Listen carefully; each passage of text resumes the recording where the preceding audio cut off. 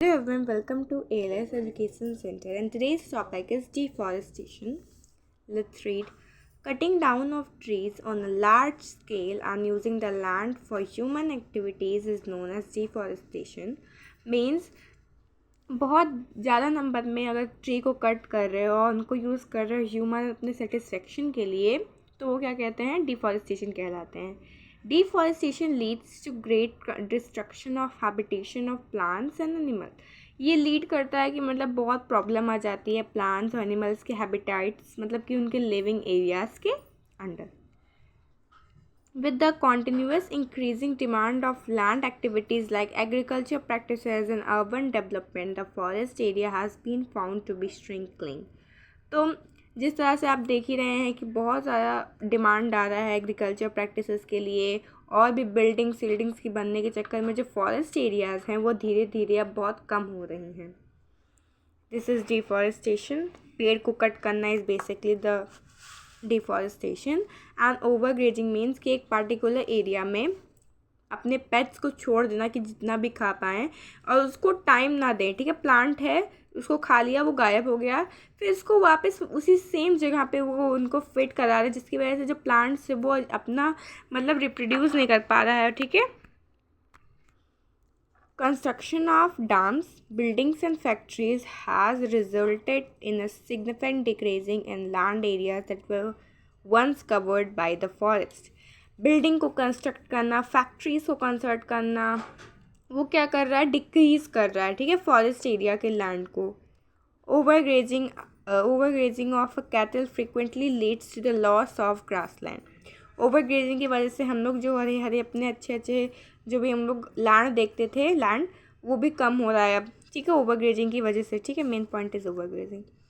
As the branches of bushy shrubs are trapped by the cattle while grazing, it results in several loss of vegetation. जैसा कि जो पतले पतले green plants होते हैं जो उगे रहते हैं, वो कैटल जो खा लेते हैं, उनको ग्रेजिंग कर लेते हैं, तो क्या होता है कि वेजिटेशन बहुत कम हो जाता है उस पार्टिकुलर प्लेस पे. The amount of carbon dioxide has increased in the atmosphere as there are less number of trees, and we know that the plant absorb carbon dioxide from the air for photosynthesis. So, जैसा कि आपको पता है कि carbon dioxide बहुत ज़्यादा increase कर रहा है एटमॉस्फेयर में, क्योंकि ट्रीज़ कम होती जा रही हैं. मेन पॉइंट है कि ट्रीज़ कम हो रही हैं, डिफॉरेस्टेशन हो रहा है, जिसकी वजह से कार्बन डाइऑक्साइड भी एटमॉस्फेयर में बहुत ज़्यादा हो रहा है.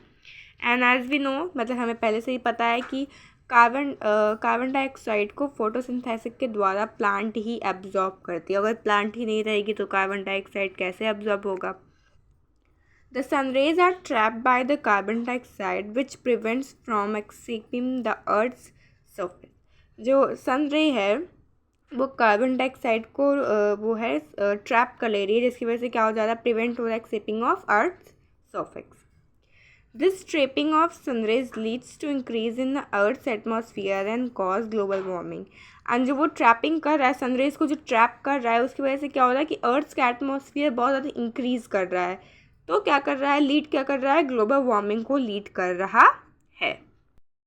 Now conservation of forest. तो हमने जैसे कि पहले से ही आपको पता है कि डिफॉरेस्टेशन करने के बाद हम अपने फॉरेस्ट को कैसे बचाएं, अब ये भी हम पढ़ेंगे. Forest conservation can be achieve when the habitat of wild animals are conserved. जब जो भी वाइल्ड एनिमल्स है, अगर उनके लिविंग एरिया को हम कंजर्व करें तो फॉरेस्ट भी कंजर्व होगा उसके साथ. The method of forest conservation are listed below. First is afforestation. Replanting of trees in the forest is very important part of conservation. In order to conserve forest, prevention of large-scale cutting down of tree is essential. So ये basically afforestation means क्या होता है कि जिस जगह पे बहुत ही कम trees है वहाँ पर आप वापस ट्रीज़ को वो सीडलिंग करिए. ठीक है, ताकि वहाँ पर एक नया प्लांट उग जाए या फिर ट्री उग जाए. ठीक है, जितने भी आपके पास ट्रीज़ हैं सारे वहाँ पर उगा दो. ठीक है, प्लांटिंग करेंगे तभी हम लोग का जो यहाँ पर दिख रहे हैं मास प्लांटिंग ऑफ ट्री, यही होता है हमारा एफॉरेस्टेशन. यहाँ पर सब लोग सीडलिंग लगा रहे हैं ट्रीज़ का, जाकि डिफॉरेस्टेशन कम हो. Second is prevention of excessive grazing. The increasing population of domestic animals has led to overgraze, which must be controlled in order to save the forest. So you know that कि अब हमारा over grazing भी बहुत ज़्यादा हो रहा है, domestic animal बहुत ज़्यादा ओवर ग्रेज कर ले रहे हैं प्लांट्स को, तो उसको भी कंजर्व करने से क्या होगा कि हमारा जो ट्रीज़ या फिर जो भी फॉरेस्ट है वो सेव हो जाएगा। Third is protection from toxic substances. Avoid disposal of waste from cities, agriculture fields and industries into the forest. हमें प्लास्टिक को अवॉइड करना है ज़्यादा से ज़्यादा, और डिस्पोजल के वेस्ट प्रोडक्ट्स को भी हमें अवॉइड करना है, ठीक है। और सिटीज़, एग्रीकल्चर के जो भी हमारे वेस्टेज हैं उसको भी हमें अवॉइड करना है, ठीक है, फॉरेस्ट को कंजर्व करने के लिए।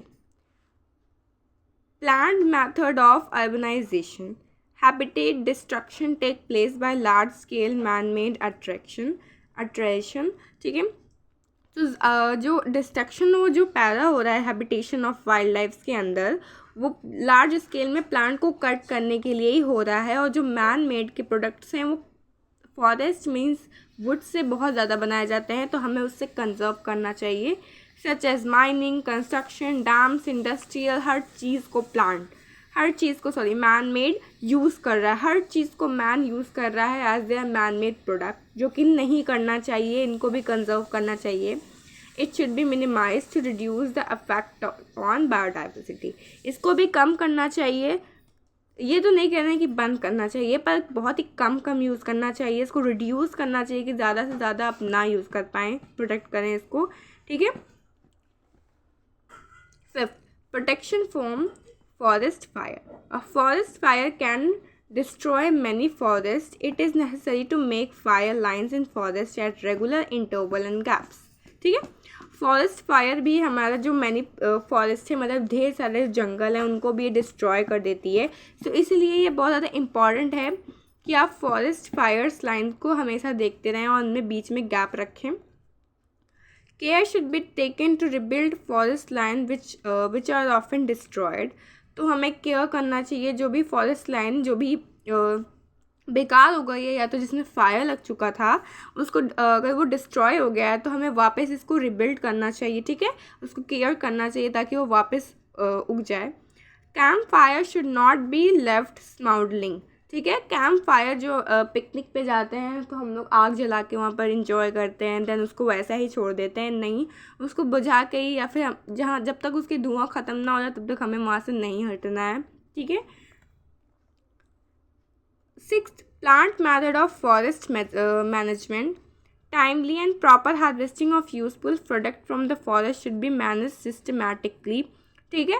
Proper harvesting of useful products means जो भी अच्छे और या फिर यूजफुल प्रोडक्ट्स हैं उनकी हार्वेस्टिंग प्रॉपर टाइम पे की जाए और उनको बहुत ही अच्छी सिस्टमैटिकली मैनेज किया जाए, जिससे कि कोई भी चीज़ इधर से उधर ना हो और फॉरेस्ट भी सेव रहे। Plant method to cut down trees should be adopted, ठीक है। प्लांट मैथड से ही ट्रीज़ को भी कट की जाए, मतलब कि अगर 100 ट्रीज़ उग रही हैं तभी 100 ट्रीज़ को कट करें, उससे पहले नहीं। Seventh, control of pests and insects. Sometimes forests are infected with the pests and insects which harm trees, forest products and the animal living there. तो कभी कभार क्या होता है, जो फॉरेस्ट है वो पेस्ट मतलब कि चूहे, इंसेक्ट्स मतलब कीड़े मकोड़े, विच आर हार्म ट्रीज, जो कि हार्म कर देती है ट्रीज, फॉरेस्ट और जो भी प्रोडक्ट है लाइक एनिमल प्रोडक्ट्स, ठीक है, तो उनको प्रॉब्लम क्रिएट करती है उनके अंदर, एनिमल्स के लिए और फॉरेस्ट के लिए, और भी जो वहाँ पर जितने भी एग्रीकल्चर प्रोडक्ट्स होते होंगे या काम हो रहा होगा वहाँ पर प्लांट का, तो उसे वो इन्फेक्ट करते हैं। The breeding of these pests and insect must be control to keep a comfortable environment in the forest. So इनकी ब्रीडिंग भी कम करनी पड़ेगी, इनको भी कंट्रोल करना पड़ेगा, जिसकी वजह से जो फॉरेस्ट के इन्वायरमेंट है वो कंफर्टेबल मीन्स बहुत अच्छा हो जाए, जिसकी वजह से हमारा जो कंजर्वेशन हो जाएगा फॉरेस्ट का वो हो जाएगा done. Here the topic is finished about the deforestation and of forest. I hope you all have understood it well. So if you have understood it well, please like and subscribe and share with your families and friends. Bye.